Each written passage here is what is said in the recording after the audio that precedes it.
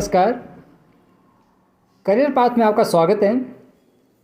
आज हम मध्यकालीन भारत के इतिहास के ऊपर चर्चा करेंगे, जिसमें हमारा आज का विषय है भारत में हुए अरबी तथा तुर्की आक्रमण। भारत में सबसे पहले अरबी आक्रमणों का घटनाक्रम मिलता है। भारत में अगर अरबी आक्रमणों के बारे में बात करें तो भारत पर पहला अरबी आक्रमण 712 ईस्वी में मोहम्मद बिन कासिम ने सिंध, जो कि पाकिस्तान में स्थित है, वहाँ पर किया था। उस समय सिंध का शासक दाहिर था। इस आक्रमण की सूचना फुतुल अल बलदान तथा चचनामा में मिलती है। चचनामा के लेखक अली अहमद हैं, जिसमें मोहम्मद बिन कासिम के आक्रमण की पूरी घटनाक्रम दर्शाई गई है। इसने सिंध पर जजिया कर लगाया था तथा दिरहम नामक सिक्के चलवाए गए थे। यह भारतीय इतिहास में पहली बार ऐसा था जिसमें जजिया कर को लगाया गया था। यह गैर मुसलमानों पर लगाया जाने वाला धार्मिक कर है। इसके पश्चात आधुनिक काल में भी इसका चलन रहता है। अरबों के आक्रमण के बारे में चर्चा करें तो अरबों ने भारत में चिकित्सा, दर्शन शास्त्र, गणित तथा शासन प्रणाली की शिक्षा ली और भारत में खलीफाओं के लिए संरक्षण प्रदान किया। अगर खलीफा के बारे में चर्चा करें तो यह इस्लाम धर्म का मुखिया होता है।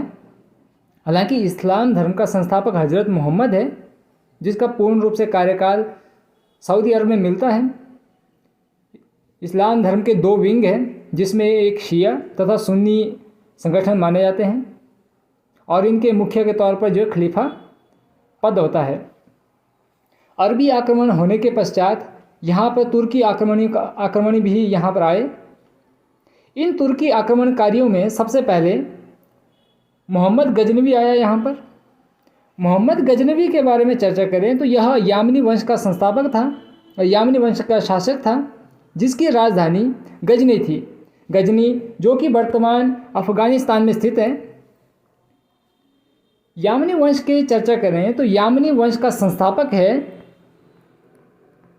अल्पतगीन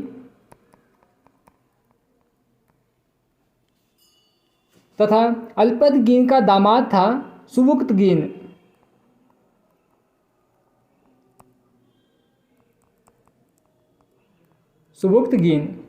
सुबुक्तगीन के बारे में चर्चा करें तो इसका वंशज था महमूद गजनवी, जो कि यामनी वंश से संबंधित था। इसने भारत पर 1000 से 1027 ईस्वी तक 17 बार आक्रमण किया था, जो कि मुख्यतः लूटपाट के इरादे से भारत आया था। इसका उल्लेख हेनरी इलियट ने किया था। महमूद गजनवी के चर्चा करें तो उसके 17 आक्रमणों में कई प्रकार के आक्रमण महत्वपूर्ण हैं, जिसमें सबसे पहले 1000 ईस्वी में वर्तमान अफगानिस्तान तथा पाकिस्तान में हुए आक्रमण थे। उस समय वहाँ पर हिंदू शासक जयपाल था, जिसे महमूद गजनवी ने पराजित किया था। यह भारत में महमूद गजनवी की पहली विजय थी। उसके पश्चात 1000 से 1005 में इसने मुल्तान में अभियान चलाया। उस समय वहाँ पर शासक अब्दुल फतेह दाऊद था, जो कि मोहम्मद बिन कासिम का उत्तराधिकारी था। 1005 में इसने भटिंडा पर आक्रमण किया, जबकि 1006 में इसने पुनः मुल्तान पर आक्रमण किया। उस समय वहाँ का शासक आनंदपाल था। हालांकि आनंदपाल ने 1004-5 में जब मुल्तान अभियान चलाया गया था, उस समय महमूद गजनवी की सहायता की थी तथा बदले में उसे मुल्तान की जागीरदारी दी गई थी। 1007 में इसने पुनः भटिंडा पर आक्रमण किया, जब उस समय वहाँ पर सुखापाल नाम का शासक था। 1009 में इसने नगरकोट, जो कि कांगड़ा हिमाचल प्रदेश में जगह है, वहाँ पर आक्रमण किया था। उस समय वहाँ का शासक जयचंद था। उसके पश्चात 1011 में इसने पंजाब को जीता, जबकि उसके पश्चात 1013 में इसने पेशावर, जो कि पुरुषपुर के नाम से जाना जाता है, यह पाकिस्तान में स्थित है, वहाँ पर इसने आक्रमण किया। 1014 में इसने थानेश्वर हरियाणा में आक्रमण किया और उसके पश्चात इसने 1015 में अभियान चलाया कश्मीर पर। उस समय कश्मीर के कई मंदिरों को भी तोड़ा गया और वहाँ पर लूट मार जो की गई। 1018 से 19 के मध्य इसने मथुरा पर आक्रमण किया और उसके पश्चात उसका सबसे लंबा अभियान चला 1019 से 23 के बीच, जो कि कालिंजर बुंदेलखंड जो कि उत्तर प्रदेश में स्थित है, यह अभियान इसमें चलाया गया। यह अभियान गजनवी का सबसे लंबा अभियान भी है। उसके पश्चात इसने 1021 में कन्नौज पर भी आक्रमण किया था और उसके पश्चात 1023 में ग्वालियर, जबकि 1025 में इसने सबसे बड़ा अभियान किया सोमनाथ मंदिर के ऊपर, जो कि वर्तमान गुजरात में स्थित है। उस समय गुजरात में राजा था भीम प्रथम। इसने सोमनाथ मंदिर के पास 50,000 हिंदुओं का कत्लेआम किया था और सोमनाथ मंदिर को तोड़ दिया था तथा उसकी धन संपदा को लूट के गजनी लेके गया था।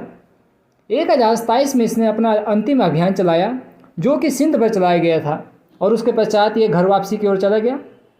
हालांकि इसकी मृत्यु 1030 में हो गई थी। इसलिए जब गजनवी भारत आया तो उसके साथ कई महान व्यक्ति भी यहाँ पर आए, जिसमें सबसे महत्वपूर्ण था अल बरूनी। इसने भारत में किताब उल हिंद नामक पुस्तक लिखी, जिसमें भारतीय इतिहास, उसके व्यापार तथा उसकी कार्यप्रणाली और उसके राजतंत्र के विषय के बारे में चर्चा की गई है। उसके पश्चात और अन्य में फिरदौसी आया था, जिसने शहनामा नामक पुस्तक लिखी, जबकि अन्य उत्बी तथा फर्रुखी भी भारत आए थे। इसका भारतीय इतिहास में कई प्रमाण मिलते हैं। महमूद गजनवी के पश्चात यहाँ पर आक्रमण करने वाला तुर्की था मोहम्मद गौरी। मोहम्मद गौरी के विषय में चर्चा करें तो यह गौर साम्राज्य का शासक था, जो कि महमूद गजनवी का वंशज माना जाता है। इस साम्राज्य का विस्तार उत्तर पश्चिम अफ़गानिस्तान में था, जिसने 1175 ईस्वी में मुल्तान पर आक्रमण किया प्रथम तथा भारत में प्रवेश किया। उसके पश्चात 1178 में इसने गुजरात पर आक्रमण किया, परंतु भीम द्वितीय से यह पराजित हो गया। इस युद्ध को अहिलवार के युद्ध के नाम से जाना जाता है और यह मोहम्मद गौरी की पहली पराजय मानी जाती है। 1186 में इसने पुनः पंजाब के रास्ते भारत पर आक्रमण किया तथा पंजाब को जीता। हालांकि इस युद्ध में कश्मीर के शासक विजय देव ने इसकी सहायता की। इसके पश्चात इसमें मोहम्मद गौरी ने कई प्रकार के युद्ध लड़े, जिसमें मुख्य रूप से तराइन का प्रथम युद्ध, जो कि 1191 में लड़ा गया। इस युद्ध में मेवाड़ नरेश पृथ्वीराज चौहान तृतीय ने इसे पराजित किया। इसके पश्चात इसने पुनः आक्रमण किया, जिसे तराइन का द्वितीय युद्ध के नाम से जाना जाता है। यह युद्ध 1192 में लड़ा गया। इसमें गौरी ने पृथ्वीराज चौहान को पराजित किया तथा उत्तर पश्चिमी भारत में पूर्ण रूप से अधिकार कर लिया। इसके पश्चात इसने 1194 में चंदावर का युद्ध भी लड़ा। यह युद्ध कन्नौज के शासक जयचंद के साथ हुआ, जिसमें जयचंद की हार हुई। इसी के साथ मोहम्मद गौरी का अभियान उत्तर पूर्व की ओर भी बढ़ा। इसका अंतिम युद्ध 1205 ईस्वी में खोखरों के विरुद्ध था। हालांकि 1206 में इसकी मृत्यु हो गई। इसके पश्चात इसने अपना पूरा कार्यभार अपने दामाद और अपने गुलाम को दे दिया और उसने यहाँ पर गुलाम वंश की भी स्थापना की। इसके समय काल में कई प्रकार के मुख्य कार्य भी हुए। सबसे पहले अगर बात करें तो मोहम्मद गौरी का सेनापति बख्तियार खिलजी था, जिसने नालंदा तथा विक्रमशिला विश्वविद्यालय को जलाया था। यह भारत के सबसे बड़े विश्वविद्यालयों में से गिने जाते हैं। इसने अपने सिक्कों पर एक और कलमा तथा दूसरी ओर लक्ष्मी की आकृति भी अंकित की थी। साथ ही साथ महमूद गौरी और पृथ्वीराज चौहान के नाम से भी सिक्के चलवाए थे। मोहम्मद गौरी के साथ चिश्ती संप्रदाय के संस्थापक शेख मोइनुद्दीन चिश्ती भी भारत आए थे, जिसकी दरगाह कुतुबुद्दीन ऐबक ने अजमेर में बनवाई थी। शेख मोइनुद्दीन चिश्ती की दरगाह को 2.5 दिन के झोंपड़े के नाम से भी जाना जाता है। हालांकि मोहम्मद गौरी को भारत में इस्लाम धर्म का संस्थापक भी जाना जाता है, जिसका पहला संप्रदाय शेख चिश्ती संप्रदाय माना जाता है। 1206 में इसने कुतुबुद्दीन ऐबक को अपना उत्तराधिकारी घोषित किया, जिसने बाद में गुलाम वंश की स्थापना की और भारत में एक नए राजवंश की नींव रखी। इस लेक्चर की PDF के लिए आप हमारे टेलीग्राम चैनल को ज्वाइन कर सकते हैं, जिसका लिंक आपको डिस्क्रिप्शन बॉक्स में मिल जाएगा। धन्यवाद।